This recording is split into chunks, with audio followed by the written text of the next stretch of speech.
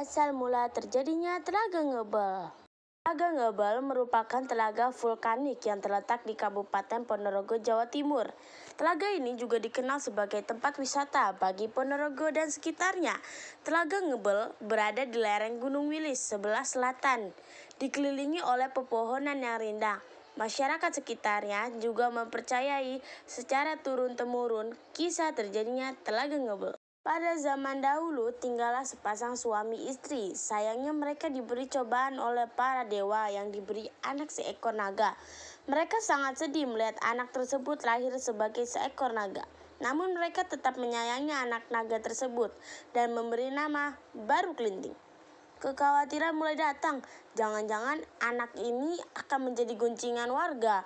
Mereka pun memutuskan untuk mengasingkan diri di puncak gunung. Setiap hari mereka berdoa agar anak mereka bisa berubah wujud menjadi manusia. Dan suatu hari, para dewa akhirnya mengabulkan doa suami istri tersebut. Anak kalian bisa berwujud manusia dengan syarat bertapa selama 300 tahun dengan cara melingkarkan tubuhnya di Gunung Wilis. Baru Kelinting memulai masa bertapanya selama 300 tahun dan memanjangkan tubuhnya melingkari Gunung Wilis. Baru Kelinting hampir berhasil melingkarkan tubuhnya di Gunung Wilis. Namun sayangnya ternyata tubuhnya masih kurang sejengkal lagi untuk melingkari Gunung Wilis. Baru Kelinting mendapat akal agar bisa mencapai ekornya yang jaraknya tinggal sejengkal lagi. Ia menjalurkan lidahnya setelah berhasil melingkarkan tubuhnya di Gunung Wilis. Baru Kelinting menjalani bertapaannya selama 300 tahun. Hai manusia, masih ada satu syarat lagi agar anakmu bisa menjadi manusia. Syarat apa lagi wahai dewa yang agung? Potonglah lidah anak kalian. Kelinting kehilangan lidahnya setelah dipotong oleh ayahnya, sehingga kepala dan ekornya tidak bisa menyatu kembali. Namun demikian, Baru Kelinting diperbolehkan oleh dewa untuk melanjutkan bertapaannya. Setelah bertapa selama ratusan tahun, tubuh Baru Kelinting ditumbuhi oleh pepohonan dan semak-semak, sehingga tubuh Baru Kelinting tidak terlihat seperti seekor naga lagi. Beberapa hari sebelum masa bertapanya Baru Kelinting berakhir, sang kepala desa akan menyelenggarakan pesta pernikahan anaknya. Sayangnya kepala desa kekurangan makanan. Karena itu meminta warga desa untuk berburu di hutan sebagai tambahan makanan di pesta pernikahan anaknya. Para warga desaku, berburulah ke hutan karena aku kekurangan bahan makanan untuk pesta anakku. Para warga desa pergi berburu ke hutan, namun tidak seekor pun bisa mereka temui. Seolah-olah semua hewan di hutan hilang entah kemana. Seorang warga desa sangat kelelahan setelah seharian mencari hewan buruan, namun tak kunjung berhasil. Dia melihat sebuah batang pohon yang tumbang dan berniat beristirahat di situ. Tidak kuat lagi menahan kelelahan, warga desa tersebut pun duduk dan menancapkan parangnya di batang pohon. Warga desa tersebut terkejut. Darah keluar dari batang pohon yang terkena parang.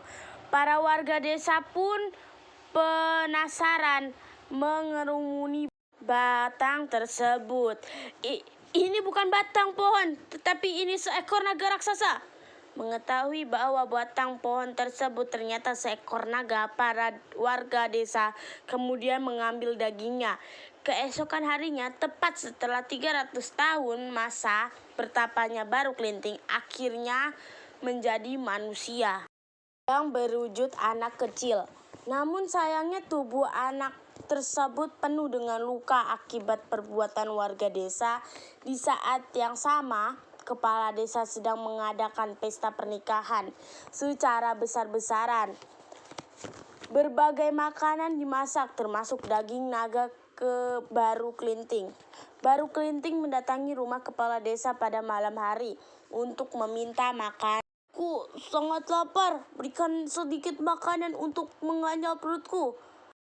Heh, bocah, pergilah, nggak ada makanan untukmu di sini. Kamu hanya mengganggu saja. Baru Kelinting sangat sedih karena warga justru mengusirnya, padahal daging yang mereka masak adalah dagingnya suatu menjadi naga.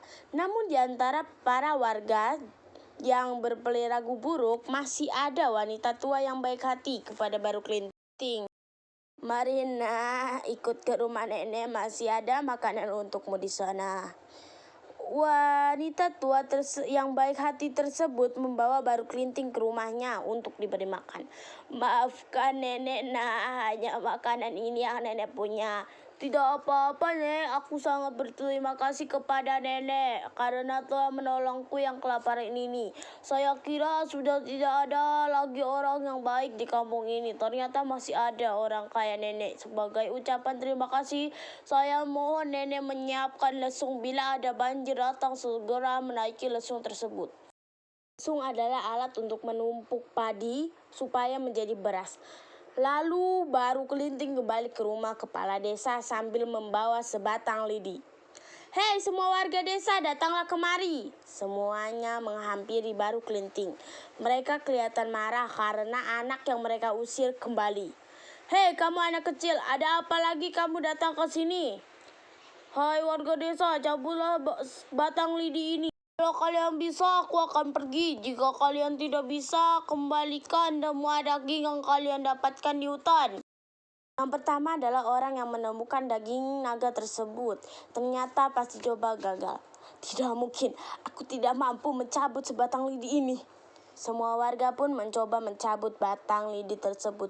Namun, tak satu pun yang berhasil. Sampai kepala desa pun tidak sanggup untuk mencabut lidi tersebut. Hei anak kecil, kamu ini siapa sih?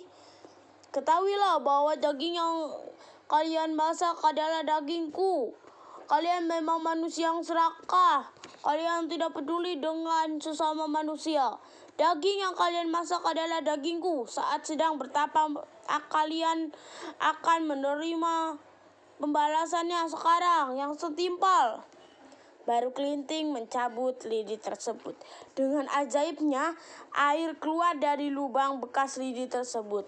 Air dari lubang tersebut akhirnya menenggelamkan semua kampung. Tidak ada yang selamat dari kemarahan Baru Kelinting. Seluruh warga tenggelam, hanya satu yang tersisa, yaitu wanita tua yang memberi makan Baru Kelinting. Cerita selesai.